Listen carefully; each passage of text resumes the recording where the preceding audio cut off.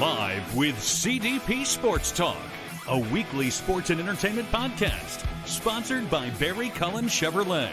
Live on YouTube, Facebook, Twitter, Twitch, and LinkedIn. And on audio via Apple Podcast, Google Podcast, Spotify, Anchor FM, iHeartRadio, Amazon Music, Radio Public, and TuneIn. Now, here's your host, Chris Palme.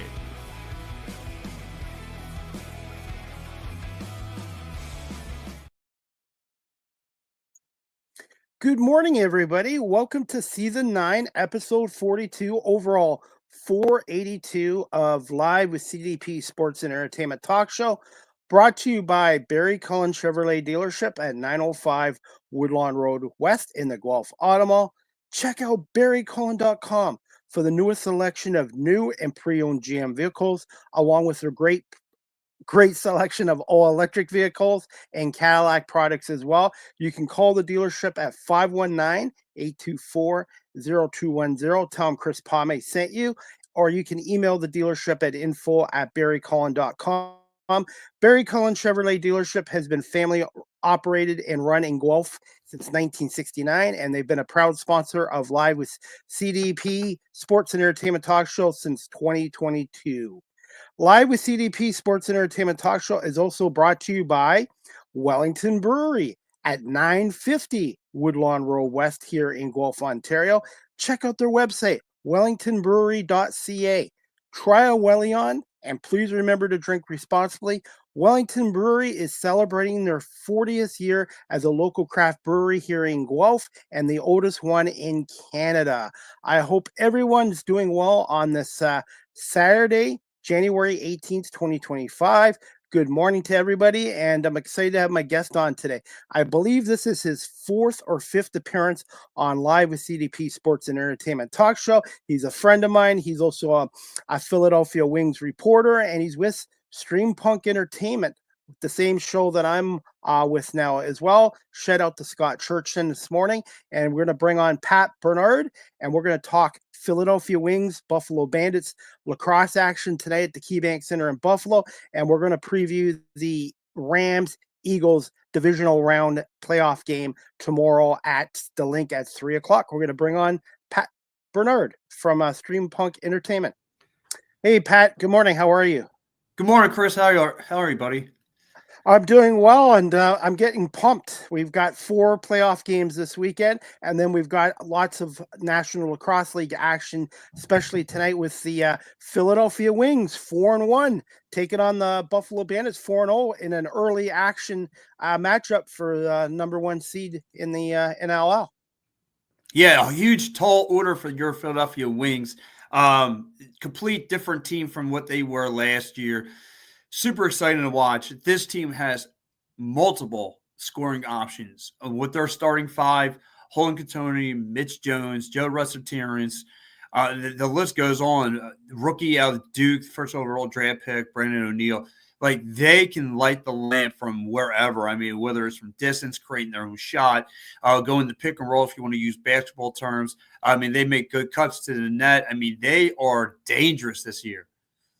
What's the biggest difference between this team and last year's team, and also how much of an impact has the general manager and the coaching staff had on this team? It's a good question. It's world of a difference. Right now, last year, Paul Day putting the world on his shoulders, being the general manager, being the head coach at the same time. There's an old saying, less is more. So when he became the general manager and he overhauled this team from the whole summer, you got out Zach Higgins out of Philly. You brought in Nick Demu since the departure with the Panther City. Those guys down there. You brought in Nick Demu. You brought in Phil Capitato. I mean, you got some playmakers that contribute to this team, and it's paying dividends for this Wings team. And the new head coach Ian Rubel, a defensive mindset, and knows how to coach these guys. He's doing a great job. The offensive coordinator, the defense coordinator, all around, this team is, I mean, the record speaks for itself. Obviously, Philadelphia is a great sports town. Obviously, right now it's an Eagles town. You got the Phillies, the Flyers, and Sixers. How's the attendance been so far at the arena? And do you find that the more this team wins, the more fans will come out and support this team? Oh, absolutely. There's an old saying, building, they will come. Well, if you win and you start building, they will come because as of right now, as the Philadelphia Flyers trying to find themselves, the 76ers are trying to find themselves, the Philadelphia Wings right behind the Philadelphia Eagles are the one who are picking up steam right now. And yeah, they're 4-1, like I said, for a reason. They got multiple scoring options. Everyone's contributing. The supporting cast is coming up huge. You're having everything click for this team. Pat, since we're on the topic of the arena, I still call it the Wells Fargo Center. Yes. They're, they're good. They common sense prevailed. The Sixers and Flyers are going to build a new arena on the south side. I heard where the old Veteran Stadium site was, but I don't know for sure. But what is going to happen to the Wings? Are they going to join the Sixers and Flyers in the new facility, or would they stay in the current facility?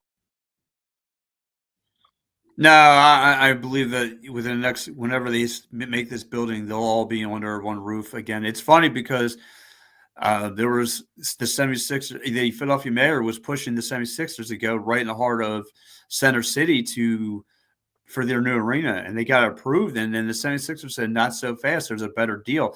And to answer your earlier question, you asked about the attendance. We drew close to 7,000 people. So that's about half the arena right now for Philadelphia. Again, it's one of the newest sports to the city. Again, people can familiarize with the team, with the city, but they realize this team is hungry. They're winning. And you go down and watch this team, you'll see why. And obviously, New York moved to Ottawa. Ottawa played last night, and they actually won. They only had 5,700 fans there, but Ottawa's arena right now is in the middle of nowhere, and they are owned by the Senators. So I think eventually, long term, Ottawa will be good. As for Philadelphia Wings, it's a great sport. It's a combination of hockey and basketball, and even a little bit of football. It's exciting sport, and obviously, winning sells. And look in Buffalo. Buffalo, for the most part, has won all these years, and they've built their fan base. And hopefully, the Wings eventually can get to 10,000 fans, and even one day maybe sell out the arena. Well, that's the goal. So it's funny. Last year, this team was 1-8 at home. They are undefeated. I mean, I get it, it's still early in the season, but again, there's just night and day with this team. I mean, a lot of people might disagree, but I want to say it has a lot to do with the goaltending. I mean, I love Zach Higgins; he was great, but Nick Demu just coming in there and doing his thing. And right now, if you look overall NLL wise, you have Mitch Jones and Joe Resiterance in points. Joe Resiterance leads the NLL with 41 points. So I mean, these guys are doing their thing. They're plugging away. And like you said, though, tonight is not going to be no easy task as they travel up to New York. But as I looked at the New York team, I think for New York, if you are a Bandits fan, you have to be a little scared. Other than Ottawa, that team has, in some regards, I mean, yeah, take care of the business in front of you, but you played against Rochester twice. You're playing against a Toronto Rock team that's fallen apart. So this could be a rude awakening. Yeah, but the Rock Yes. pushed the Bandits. They, I'll tell you this: the Rock could have won that game, but the one thing about the Bandits, they do need to be pushed occasionally because they really haven't had much competition. And the Rock, I think, was great for the Bandits because that's the best rivalry in lacrosse. I do feel with Philadelphia being improved 4-1 and their star players, this could be a 1-goal game tonight and come right down to the end. Yeah, this guy come right down to the wire. You're absolutely right, Chris. And another thing you have to take away, and one of the things I was really displeased with this Philadelphia Wings team last week, they go to the penalty box in the second quarter three straight times, and they got scored on three straight times. So you gave that Calgary Roughnecks team some new life. So you can't do that against the Buffalo Bandits. You cannot give that team any kind of momentum. You see how big and physical Josh Burns is. Dane Smith. I mean, those are some big boys. Those guys are physical down low. And the Philadelphia Wings don't want to fall in any kind of circumstance to the man advantage. And also, they're probably going to get about 18,000, 19,000 fans tonight at Banditland, and they're loud. They're really loud and passionate. So for me, for the Wings, they need a quick start. They can't afford to fall 3-4-5 nothing down to Buffalo in the first quarter. They need to stay out of the box. Special teams will be huge in this game. And to me, their goaltending has to be outstanding because the Bandits have 4 lines. All these guys can score. So for them to have a chance, they have to keep the Bandits to 10 or under. I think if the Bandits get to 13, 14, 15 goals, I don't like their chances. I think if they can keep the Bandits to 10 or 9 goals, 9 to 10 goals, they'll have a chance. But to me, it's quick start. A lot of these teams that come into the KeyBank Center, they're already behind 3-4-5 nothing in the first quarter. Yeah, absolutely. And guys, for the Philadelphia Wings, what they got to keep their eyes on is Dean Smith with 29 assists, Josh Byrne with 24 assists. You got Kyle Buchanan with 8 goals. I mean, so the Philadelphia Wings are going to have their hands full tonight on that defense side of the ball. So, again, they cannot afford to make any mistakes. Like you said, you don't want to give that team any momentum. You have to try and keep that team buried underneath 10 points, which is, again, another tall order, another tough task. I mean, and as of late, the Philadelphia Wings have been taking their foot off the gas pedal coming down garbage time. So you can't afford to do that either. You have to give 4 quarters of NLL lacrosse tonight. 4 quarters. Pat, what's the health look like for the roster for the Wings? Are they relatively healthy coming into this matchup tonight? Oh yeah, it's all, again, they got all that tonight. Again, everyone's healthy. There's not a person who's no healthy scratches. No one's injured. Again, the Philadelphia Wings are heading to Buffalo tonight, fully healthy.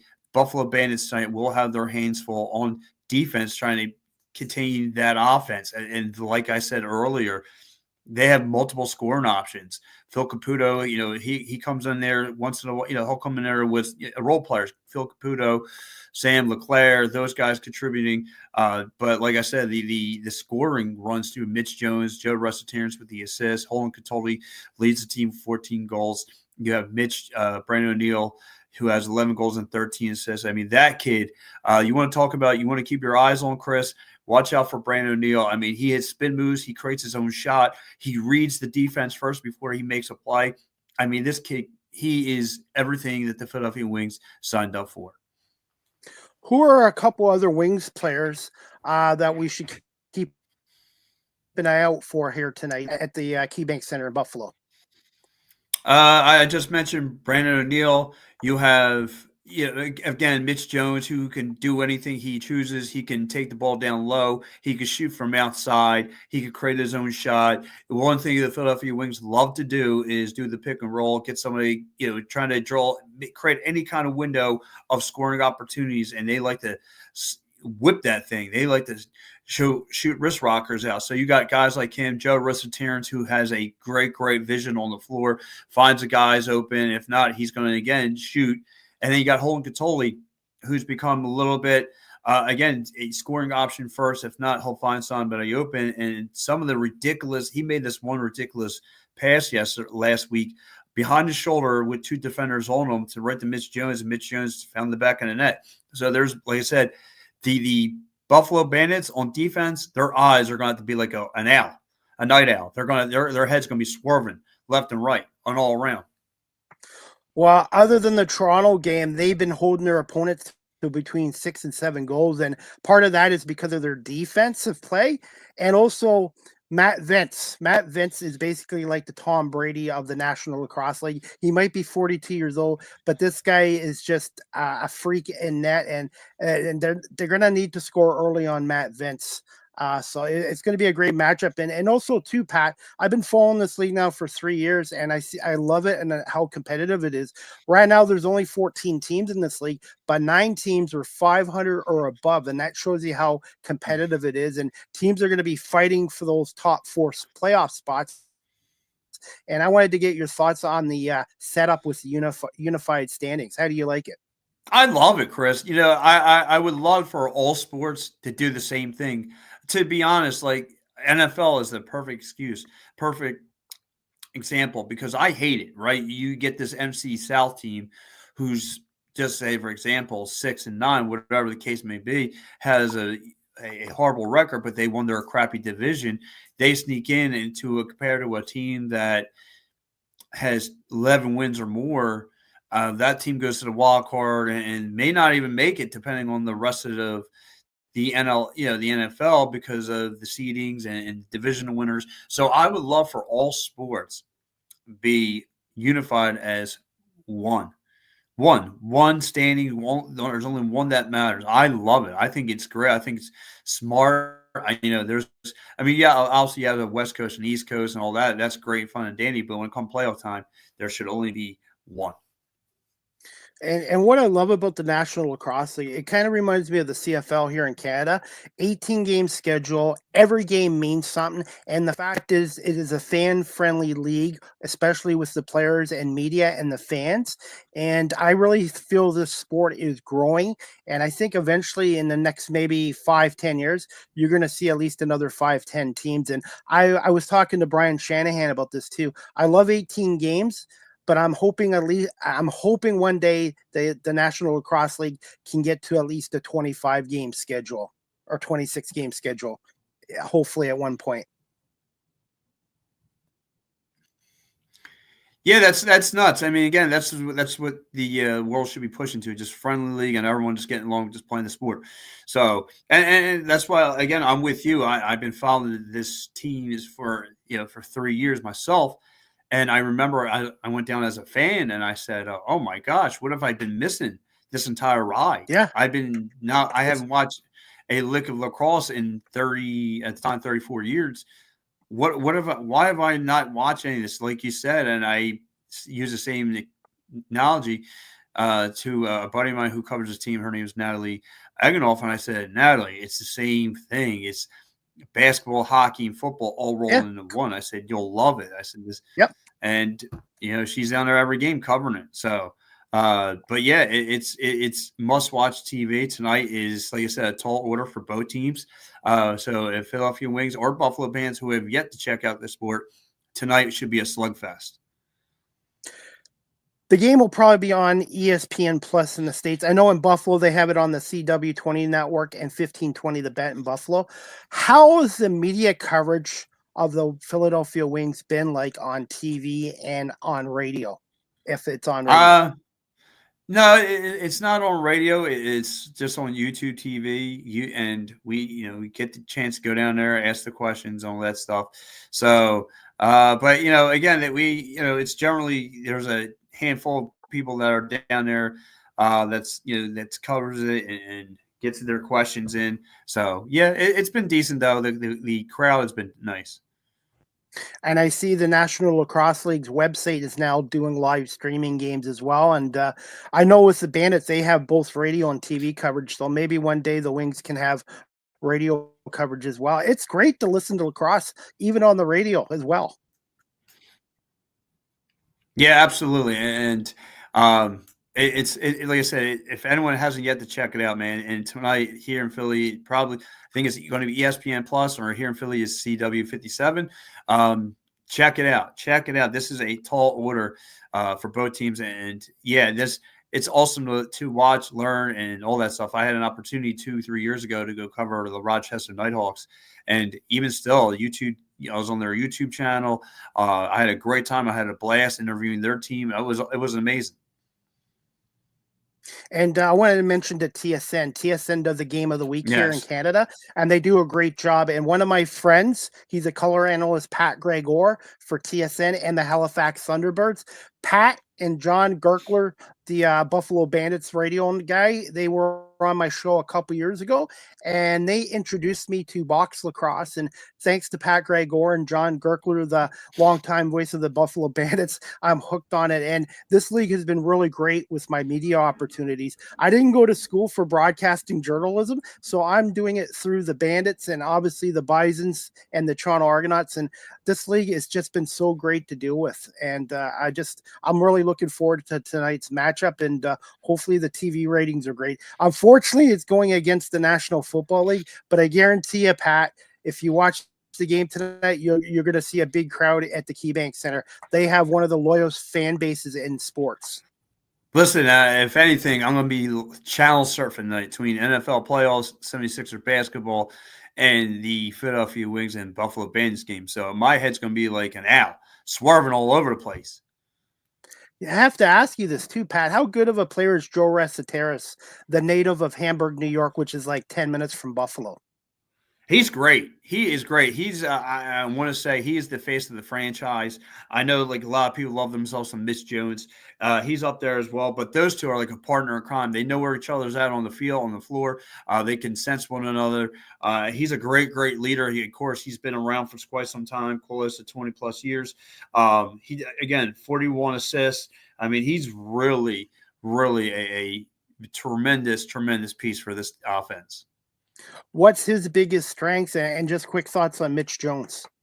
Again, assisting his vision on the floor, where he could find Mitch Jones, the way he could find teammates, the way if he sees a scoring opportunity, if he gets a little bit of spacing on the floor, he'll shoot a wrist rocket to the back of the net. I mean, he's got so many different scoring. Again, one night you might think the offense is going to run through Mitch Jones. It's going to run through Joe Reseteris. Then next night you can run through Holden Katoli. There's just so many scoring options, and Joe Reseteris, with his leadership, is doing a great job. It sounds like the Wings are buying into their coach's philosophy of the team approach, and that's the thing with the Buffalo Bandits. Dane Smith can score 5-6 goals in a game. Josh Burns, the MVP, he can do it as well. But they have so much depth. In McKay, Chris Kluche, Nana Colt. There's so many guys on the team, and they've bought into John Tavares's team first model, and that's how teams are successful in this league. It's not just having the star players, but buying into the team first philosophy, and it sounds like that's what the Wings are doing under their new head coach. Yeah, listen, Adrian Rubel, again, first-time coach, but everyone's bought into his message. Everyone listens to what the offensive coordinator is displaying. I mean, they're bought in now, and like again, you got to start at the top. You got to start at Paul Day, a guy who I was very critical of last year with this team being 1-8. And he flipped the burger. He flipped the burger this past summer. When I saw that he moved on from Zach Higgins, I said, this team's going to flip. Now I wasn't expecting this team being 4-1, but I expected improvement, but not this much of an improvement. And they got it obviously tonight in Buffalo, and then Monday against a good Vancouver team. So to one thing, Pat, you've seen this too. There's no gimme games in this league. Every team is hungry, and there's a lot of talent across this league. Which makes it so great. Yeah, you're absolutely right, Chris. There is no gimme. There's no get right game with this league. There is you win, you build confidence. About a month ago, they had a back-to-back against the Las Vegas Desert Dogs, and they did everything they needed to do. And kind of building confidence, but again, no, it wasn't easy. It was tough. And again, they had Saskatchewan.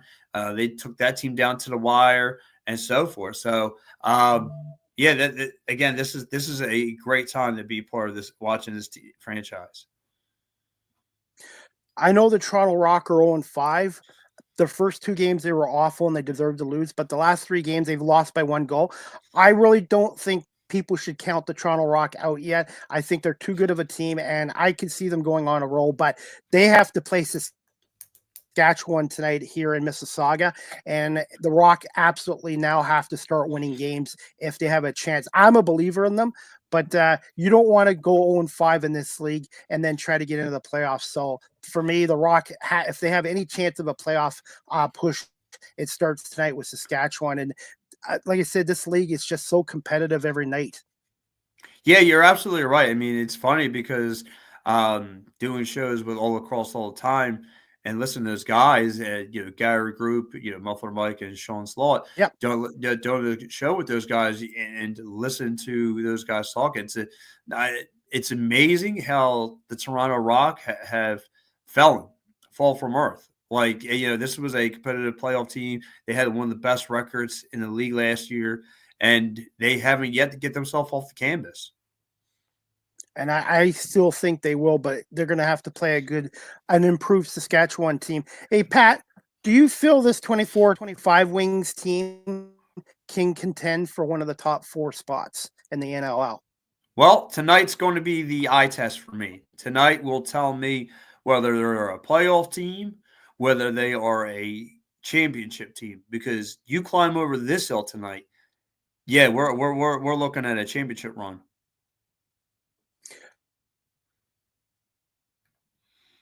And I wanted to get your thoughts, Pat. What are some keys to a Wings win on the road tonight at the KeyBank Center against the Buffalo Bandits from a Philadelphia perspective?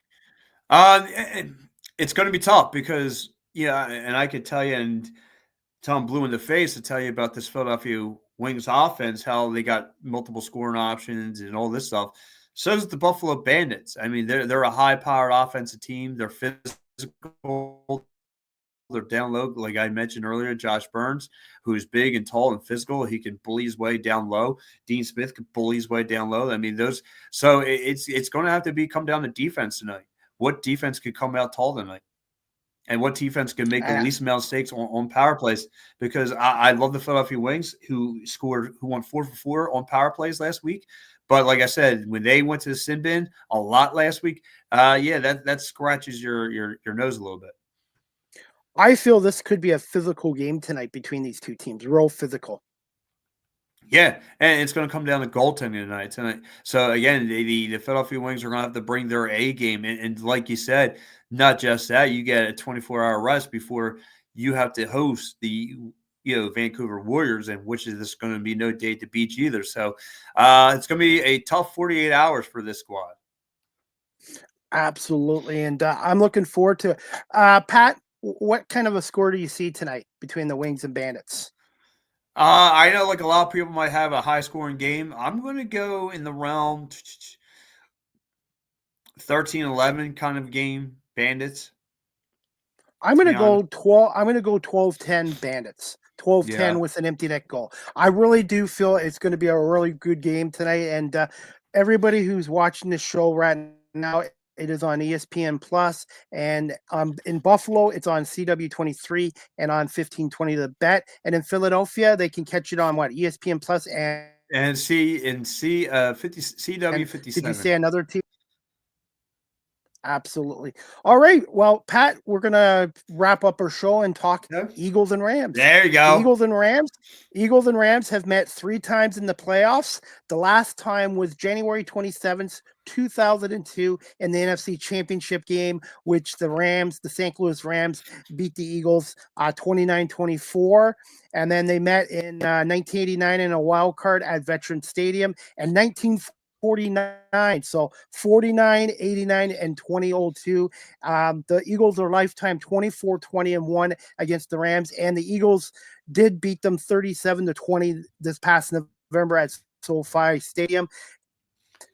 What are your thoughts on the Eagles win over the Packers and thoughts on the Rams? Again, the Eagles defense did exactly what they needed to do. Calls 4 turnovers in this game. Right out the chute, they calls a forced fumble. Jalen Hurts finds Deshaun Watson wide open. Deshaun Dotson right down Broad Street, finds him wide open in the end zone. Then this Philadelphia Eagles team just held the defense alone, just held on to the Green Bay from scoring a point in the second half. The offense, Jalen Hurts struggled finding wideouts open. He found a couple guys on the outside. He had what did I write down? He had over 100-something yards, 131 yards throwing with 2 TDs. It wasn't easy for him. I mean, they got the things. Obviously, Saquon Barkley makes the world of a difference, and that O-line. I mean, there was pockets of this game where Jalen Hurts had plenty of time to throw the rock. Saquon Barkley, 25 carries, 119 yards. That offense did their thing, but the Eagles did just enough to climb this hill. And like I said, I loved what I saw from this team. And everybody was panicking about the passing offense, but if you looked at the video footage or watched the game later, the Packers have a very good defense. They did well covering the Eagles wide receivers. Hurts did not panic and throw the ball and throw interceptions or turn it over. He didn't have his best game, but no interceptions, no turnovers is huge, especially in the playoff game. Green Bay turned the ball over in that game, what, 3 or 4 times? So, Four times. I'm not making excuses for Jalen Hurts, but the Packers have a very good defense. They did a nice job, and the Eagles won the game. And Saquon Barkley had 30 yards or 125 yards rushing. Could have had more, but he didn't want that touchdown at the end. And the thing is, we're in the playoffs now. There's no gimme games in the playoffs. And Green Bay was a very well coached team. And I know people don't like the Packers, but you got to give them credit. Everybody always looks at the negatives. Oh, Jalen Hurts didn't throw for this and that. But look at Patrick Mahomes. A lot of the games this year, the Chiefs barely won. And Mahomes hasn't had 400 or 500 yard passing games, but nobody cares because they won. And it seems like Philadelphia gets criticized a lot because they're not blowing out opponents, in my opinion. No, you're right. And listen, and I'm not trying to, give the Eagles roses or anything, but like that. But again, when you talk about the Philadelphia Eagles, you talk about their fan base. Of course, they're going to be the ones who react the fastest and get the reaction you're looking for. Like I said, Jalen Hurts did exactly well. I mean, I don't know what else you want him to do. Like you said, they want him to blow the doors off of defenses. Listen. The Green Bay Packers, like you said, played a very smart game. Dropped in coverage, dropped in the zone, played tight. Again, they didn't rush like the Birds did. They didn't bring the defense, the blitzes like the Eagles did. But again, they had him well scouted. Like I said, the Eagles' defense is what won this game for the Birds because of all the turnovers. So the Birds and Jake Elliott got you out of trouble.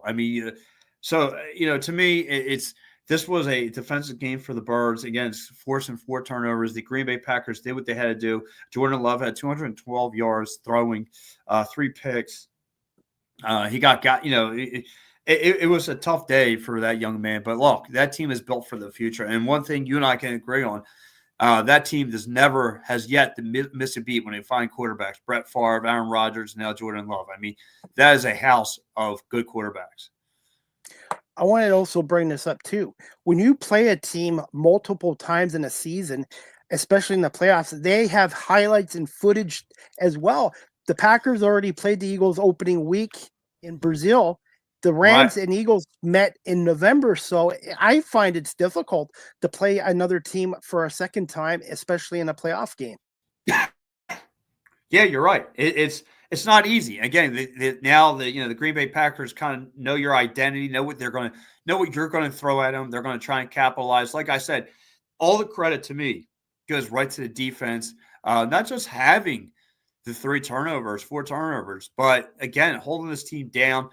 Jordan Love to me only had 1 exploding pass throughout the course of the game, and everything was dink and dunk. And the Eagles defense were making him throw over the middle, making dumb decisions. So I got to give credit to that. Zach Bond come with a pick, big plays delay, Quentin Mitchell. They all came up with some big picks throughout the course of this game. Pat, how big of a loss is it to lose linebacker Nakobe Dean to injury in this game against the Packers? And who do you see start on Sunday in his place against the Rams? And that's a good question to ask. Nakobe Dean is a huge part of this defense. I definitely think it's going to be Dremar Trotter Jr., who's going to get some touches in there. The X-Man's son will be involved. But to me, this defense, this is like that 2017 run. Next man up. This is your opportunity. And they don't have missed a beat, whether it's the offensive line or the defensive line. Pat, I know the Eagles smoked them the last time they played them in Los Angeles in November, but the Rams, I think, are a better football team than then. They've won 10 out of their last 13 games. Sean McVay is a Super Bowl champion head coach, and Matt Stafford, when he's hot, he's hot.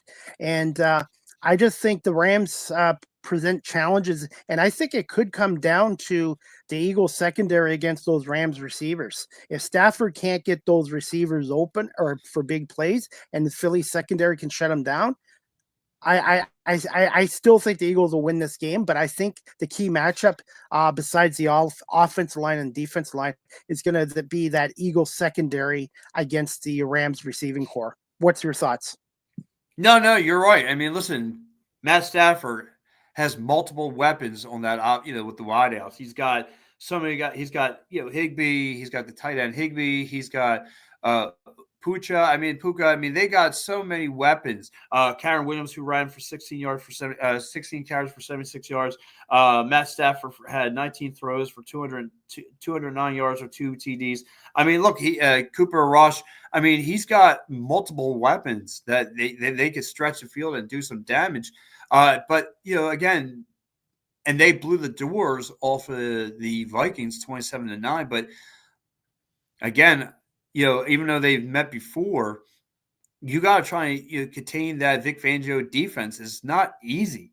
Not easy. I mean, the schemes that this team sets up with, whether it's the pass rushing, whether it's 4 guys coming up front, whether it's dropping the coverages, I mean, they make you throw some difficult throws, and it's not going to be an easy ride here in South Philly in the snow and the cold. That could play a big X factor in as well. Pat, I also feel the Rams game plan defensively. I feel they're going to stack the line to try to stop Saquon Barkley. I know that's impossible. I think their plan is, okay, we'll try to take away Barkley in the running game and try to make Jalen Hurts beat us with his arm. So it's going to be interesting to see how Kellen Moore and the offensive game plan is going to be against the Rams, because the Rams have already seen the Eagles not even 2 months ago. No, right. And it's funny you say that, because they limited A.J. Brown only had 1 catch in this game. Devontae Smith had 5 targets. Goddard had 5 targets. Goddard was kind of like their man. Again, wheel routes, across the middle, coming up the sides there. I mean, Jalen Hurts was kind of dinking and dunking and finding guys on the side there making their plays. He had 1 decent throw in this game that was over the middle, right? Like one of the first drives that was for a TD with Donson. But it's like you said, it's going to be no easy run. Like you said, they might try to force, like you said, stacked box, have Jalen go aerial like the Green Bay Packers, and Jalen's going to have to beat you aerial lift and see what happens there. And I can see the Rams putting a spy on Jalen Hurts as well. I really feel A.J. Brown is going to have a big game here. I really feel the Eagles receivers can go match up well with the Rams secondary. But I think one of the keys too, Pat, you mentioned it, the weather, interceptions, fumbles, turnovers. Which team plays the cleanest game, I feel will win this game, because I feel a turnover could directly impact this game. Well, yeah, that's what really shot the Green Bay Packers in the foot, was the turnovers and the penalties. That's what really did it for them. And the Rams have to play smart football. So does the Birds, but the element of snow, 4 or 6 inches of snow, might play in the favor of the Birds.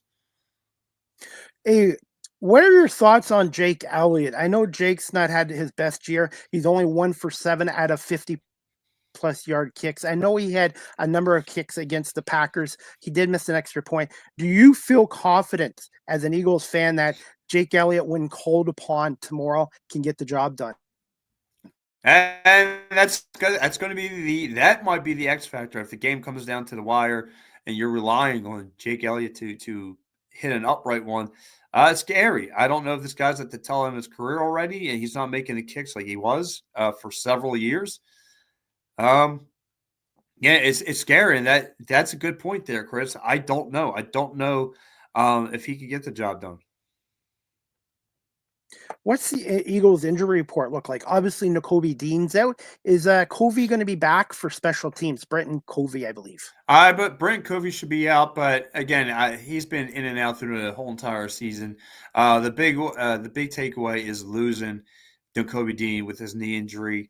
I don't see him getting back on the field. But like I said, I didn't think this Eagles team would be in the seat that they're in now after losing Brandon Graham. And I know Brandon Graham's one of the seasonal vets, the leader of that team on that side of the ball. But you lost that mouthpiece, and it was next man up. So this team is on the cusp of a Super Bowl run. So that means on both sides of the ball, next man stand up, stick up, comes through, plays, next man up, and there's no signs of weakness anywhere. What are your thoughts on Zach Braun? Obviously, they signed him for the Saints, but did you think he would have this much impact in his first year with the Eagles? No, I definitely didn't. I think I didn't realize he was going to be this much of an X factor on that defensive side of the ball. The way he could clog the running game, the way he come over the middle, make some big sacks, the way he can come off some picks. I mean, he is a 5-tool player on that defensive side of the ball. Pat, what are some keys to an Eagles win over Matt Stafford and the Rams? And again, besides Jake Elliott, who else could be an X factor in the Eagles in this game? I'm going to go with Kenneth Gainwell. I'm going to go what you said earlier. I think A.J. Brown's going to be your X factor into this game. I think he's going to have some explosive catches that puts this team over the hill. Obviously, because last week, 1 catch for 10 yards. He's too good of a player not to get involved in this offense. So I really think, my opinion is the Eagles come out on offense. I think they're going to come out throwing the ball to start the game. And then once they can get that passing game going or establish it, then get Saquon Barkley involved as well. Or do you think the Eagles should go with their strengths of the team and pound and ground? But I really think they need to get that pass. And listen, they have multiple. Yeah, absolutely. They have multiple options, right? And if they can't get that A.J. Brown, well, they got 2 other options. They could go Dallas Goedert. They could go Devontae Smith. I mean, they could blow LaRousse off with anything. And, of course, if Jalen doesn't find nothing open, if the one-on-one coverages are good, he'll take off with his feet. And then, again, keeping the Rams defense off balance. And then when you do that, you continue pound the ground. You just feed it to Saquon. Saquon then punches that team right up the belly. And then, boom. Did you feel Hurts had a little bit of rest on him too? Obviously, Green Bay did a nice job, but do you feel Hurts had a little rest on him from not playing for 3 weeks? Yeah, and there's times during the game where he held on to the ball too long, and that's been his issue. Again, another Carson Wentz dilemma right there, because rather than throw the pick, he'd rather take the sack or throw it out of bounds and hold on to it. You want to have a quick release. You want to get that ball out of your hands within 2 seconds. But your guys got to do the thing. So, yeah, there was a little rust, a little regression there. I expected that, kind of getting his feet wet. So. How do you see this game going, Pat? Do you see it as a high-scoring game, or do you think it's going to be a lower-scoring game? No, I definitely think they're going to rock the Rams' world tomorrow. I think that's going to be a beatdown. I think it's going to be a 27-14 win for the Birds. I have Birds winning 27-17 by 10 points. Yeah, I'm not. The Rams don't do even with Sean McVay at the helm and seeing his post-game interview and say, "Hey, everyone, pack your bags. We're going to Philly. Get ready, because that's going to be no easy task. It's going to be no day at the beach." The Rams better buckle in for 4 quarters of horse-nosed football.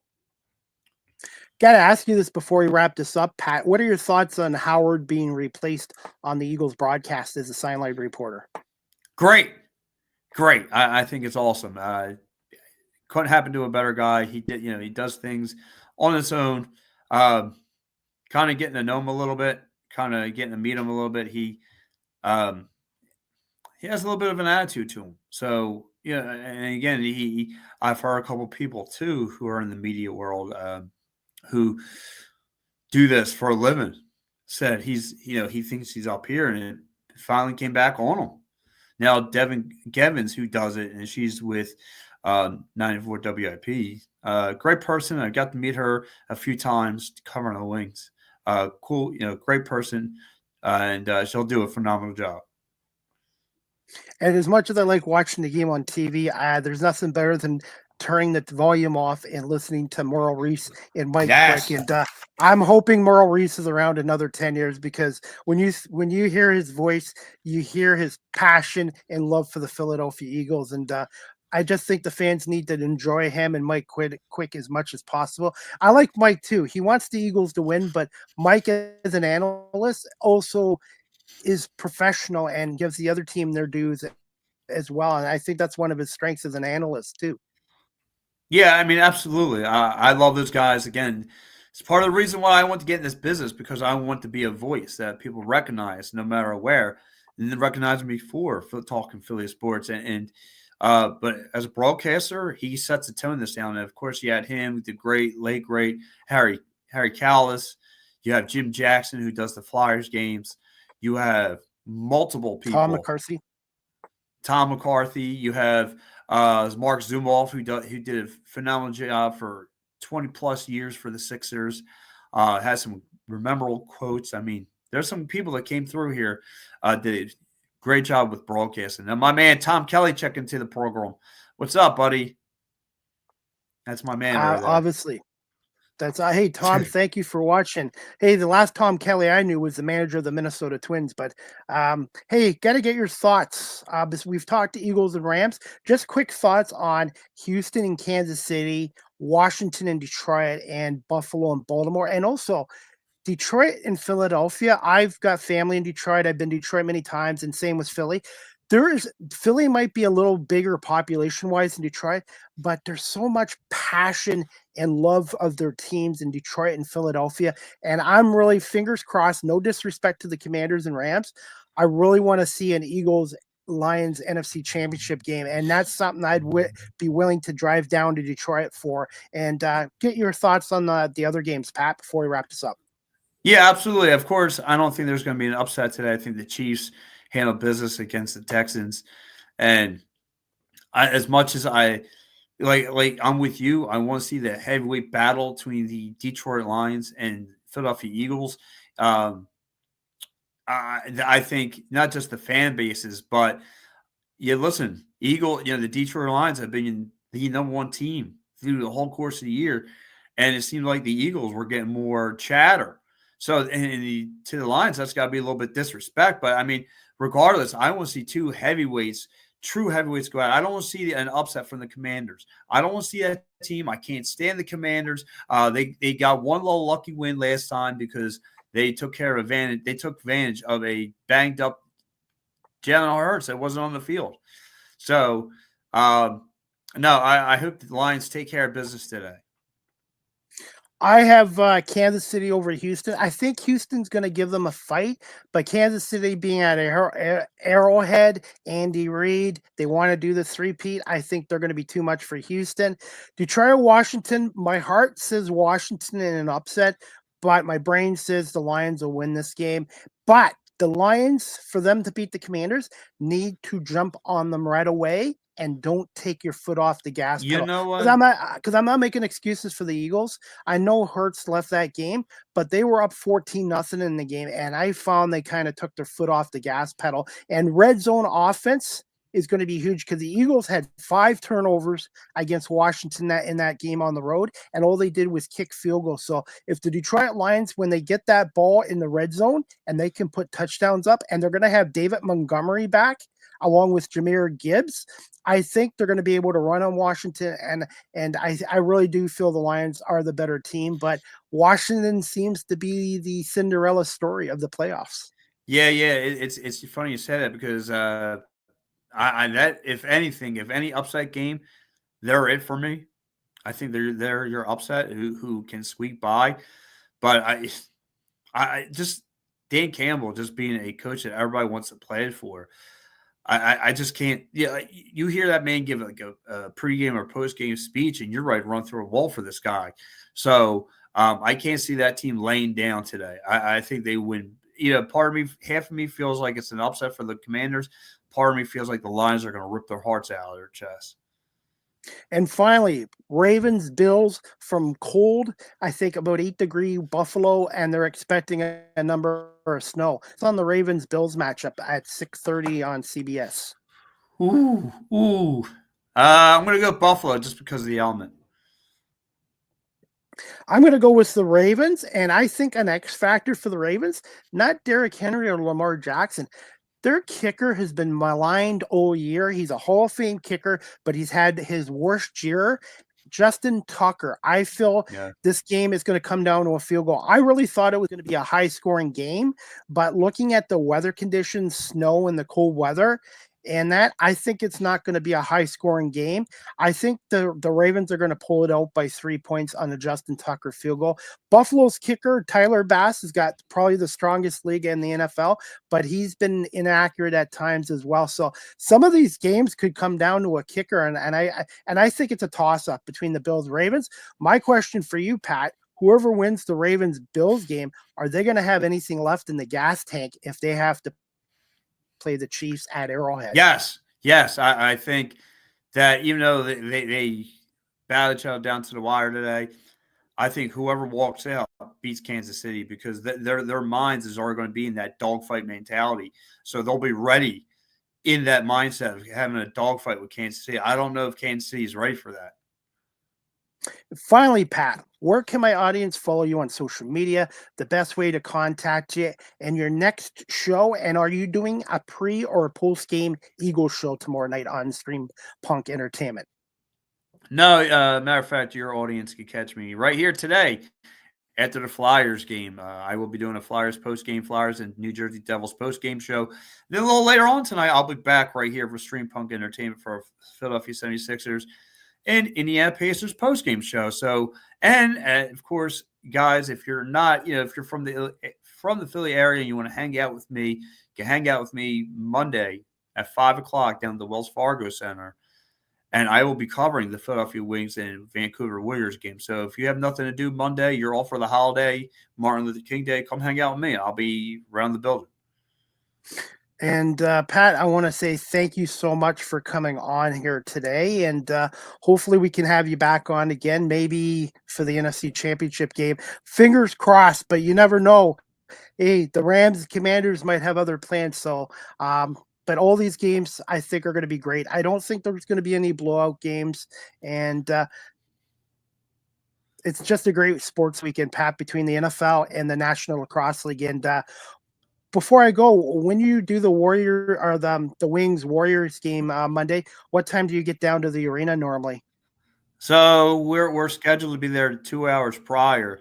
So I usually show up I'll show up 3:00, get my chair, find out where I'm sitting, go downstairs, get a bunch of practice scrimmages videos for the website and for all the social media platforms. So that's what I normally do. My good buddy, who his name is Mark Farzetta, he's the voiceover guy for the team.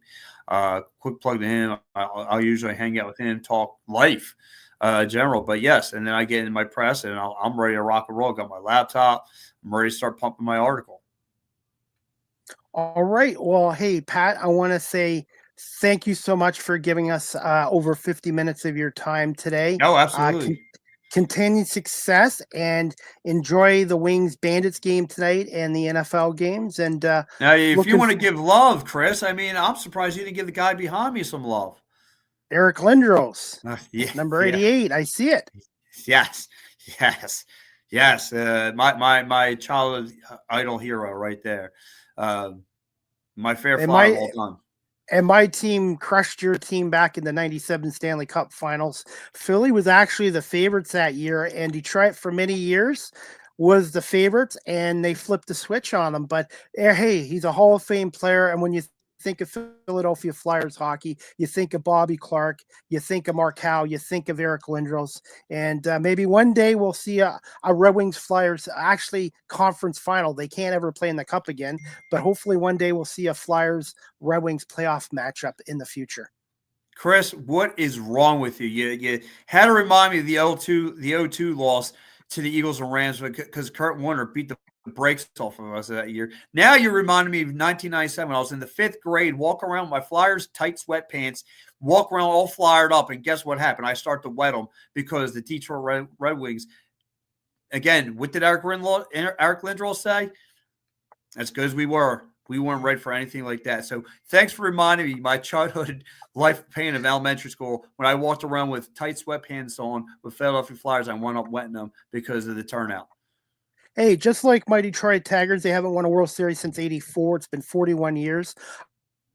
I do want to see the Flyers and Sixers win championships. It's been '93, the Flyers 1975. It's time. And when you're a kid of a team and they win a championship, you're like, every year they'll do this big deal. And then 5 years, 10 years, and it's become a drought. And Philadelphia and Detroit to me are two of the best sports cities in North America. Oh, yeah. And I've been very lucky to have guys on like you and some guys on from Detroit as well. And Pat, final thoughts before we wrap this up. Guys, I just want to say thank you, Chris. I want to say thank you for inviting me onto your show. I love having fun with you. I love just doing this with you. And at some point, we're going to have to do this back down the road if the Birds and Wings go a little further in their careers. So I definitely want to talk to you again. I appreciate the time that you have for me. To all your fans on this has been great to do this on a Saturday morning. No better time slot. Are you on Blue Sky, by the way?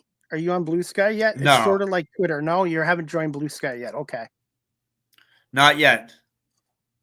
And fingers crossed you guys can keep TikTok, because TikTok has been a great tool for me media-wise. I learned how to cut promos for my show and my guests through TikTok. So I don't want to get into political stuff with you, but fingers crossed TikTok remains, because I think it's a good tool. Yeah, absolutely. If you use it for the greater good, it is a great tool. All right, Pat. Well, I want to say thank you for coming on here and continue success. And we'll talk to you soon, buddy.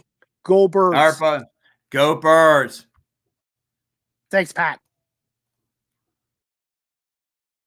All right, guys. That concludes season 9, episode 42, overall 482 of Live with CDP Sports and Entertainment Talk Show, brought to you by Barry Cullen Chevrolet and Wellington Brewery here in Guelph.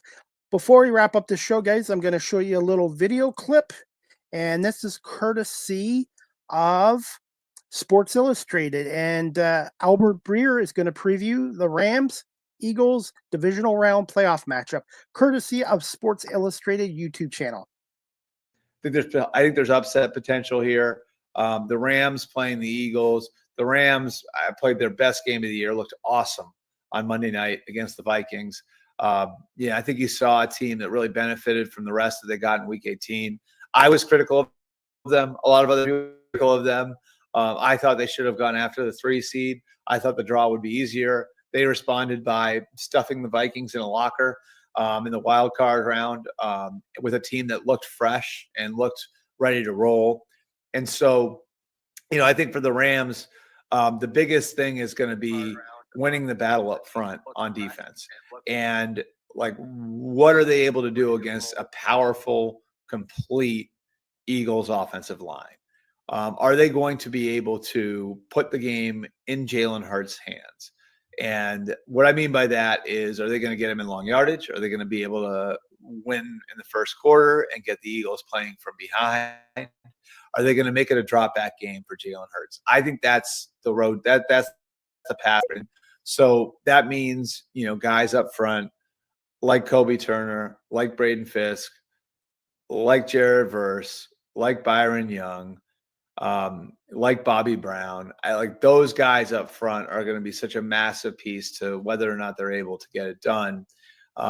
Especially because on the back end, based on what they've got at corner, those guys have done a representative job for who they are. But on the back end, how are you going to deal with Devontae Smith if the Eagles are able to protect it? I don't think you're going to be able to do it. And I don't think you would have been able to do it against Minnesota unless you were able to get after Sam Darnold the way you were able to get after him. So that 9-sack effort against the Vikings, I don't think the Rams can duplicate it, but you got to do something along those lines where you're pretty constantly affecting the quarterback and you're putting the ball in the quarterback's hands. As for the Eagles, I think you can just flip this right around and you could say, how do guys like Quinion Mitchell and Cooper DeJean and Darius Slay, how do they handle the Rams receivers?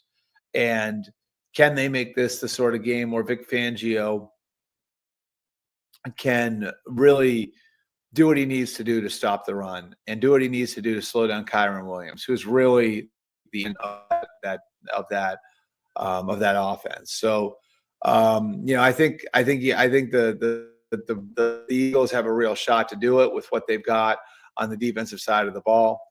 Obviously, offensively, Saquon is a huge key, but I'm really looking at kind of some of their ability to cover the Rams without using resources. Because if they can do that, they can slow down Kyron Williams. The Rams could have a really tough day in Philadelphia.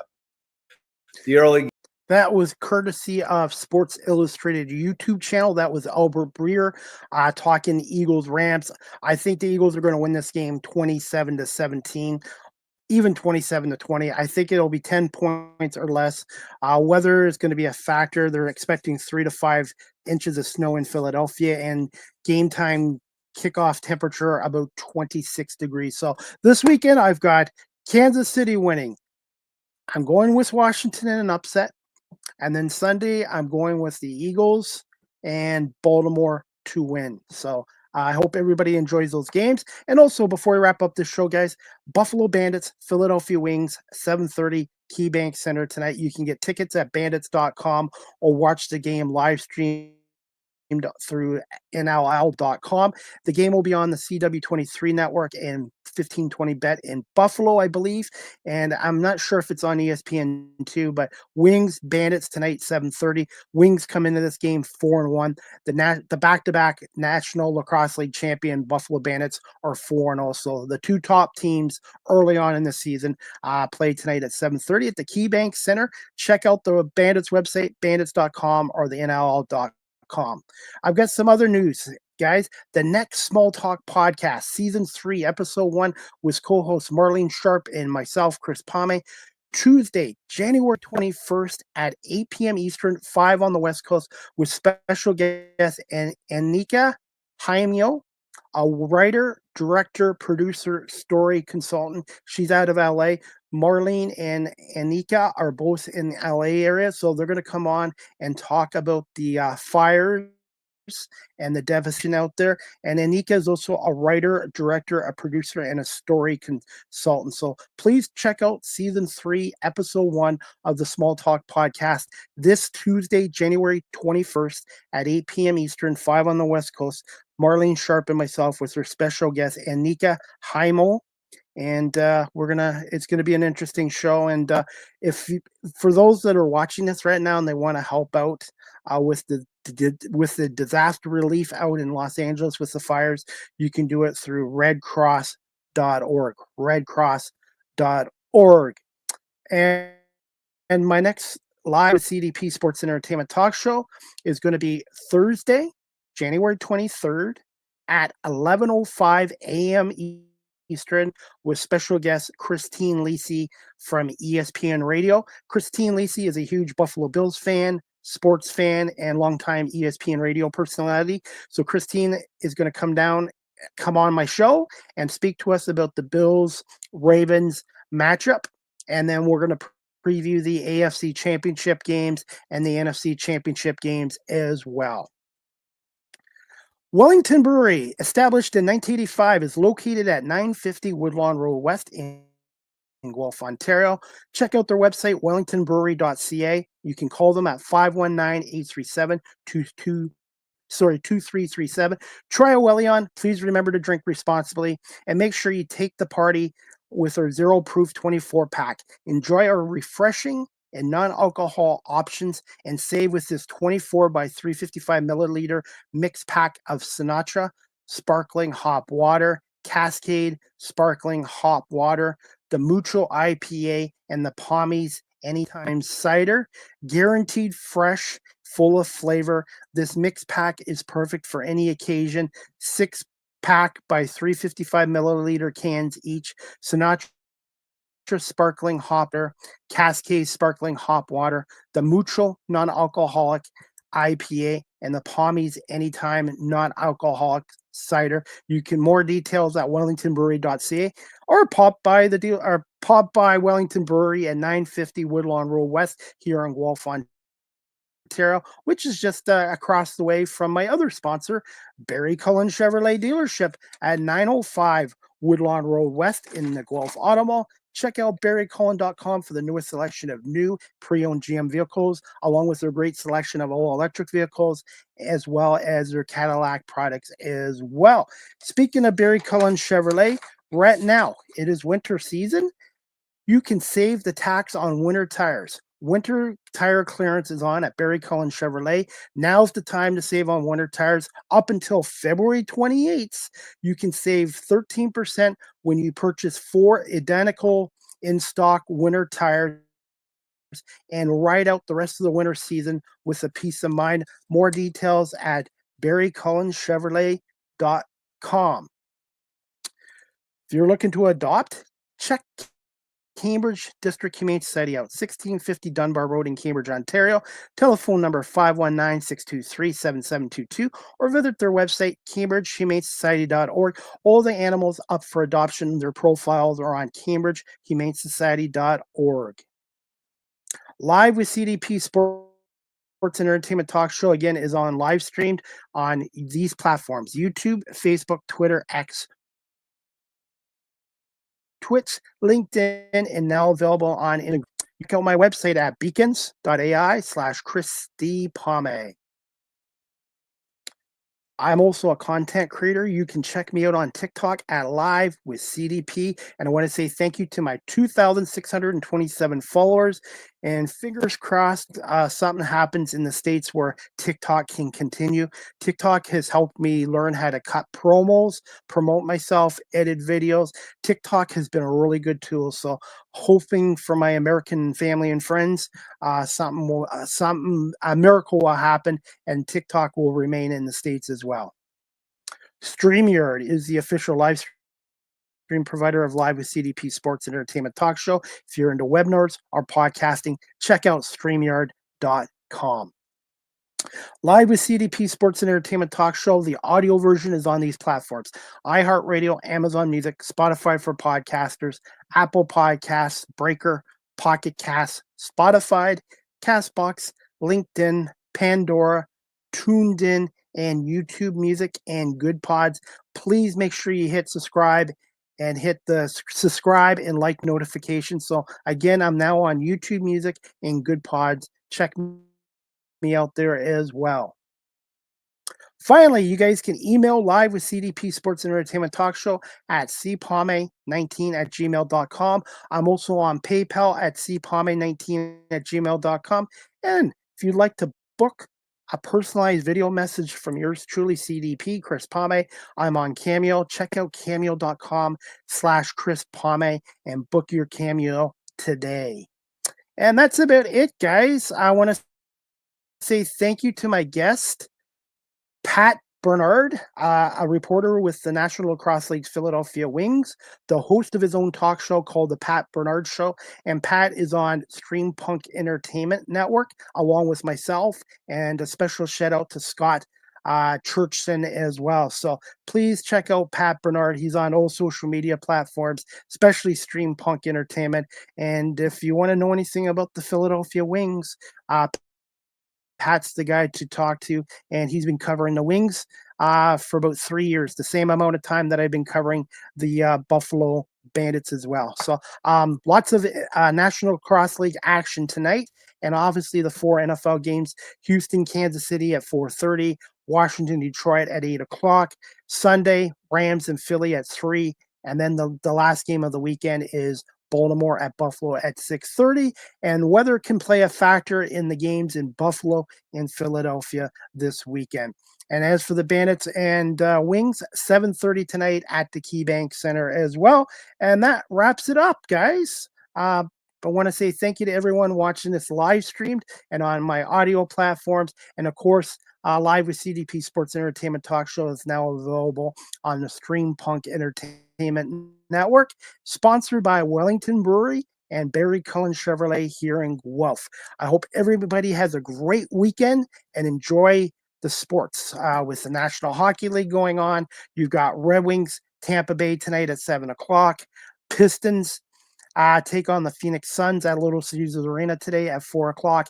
And then the Lions and Commanders at 8 o'clock tonight from Ford Field. That's about it. The next Small Talk podcast, Season 3, Episode 1, returns this Tuesday January 21st at 8 p.m. with Marlene Sharp and myself with our special guest, Anika Heimel, a writer, director, producer, story consultant. Hope you can tune into that as Marlene and Anika will talk about the LA fires and the impact and the devastation as well, and where people can help out with disaster relief funds as well.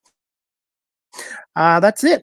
Have a great afternoon, great weekend, and as always, go Birds, fly Eagles, fly, and we'll see you next week for the Small Talk podcast and live with CDP Sports Entertainment Talk Show. Brought to you by Barry Cullen Chevrolet and Wellington Brewery here in Guelph.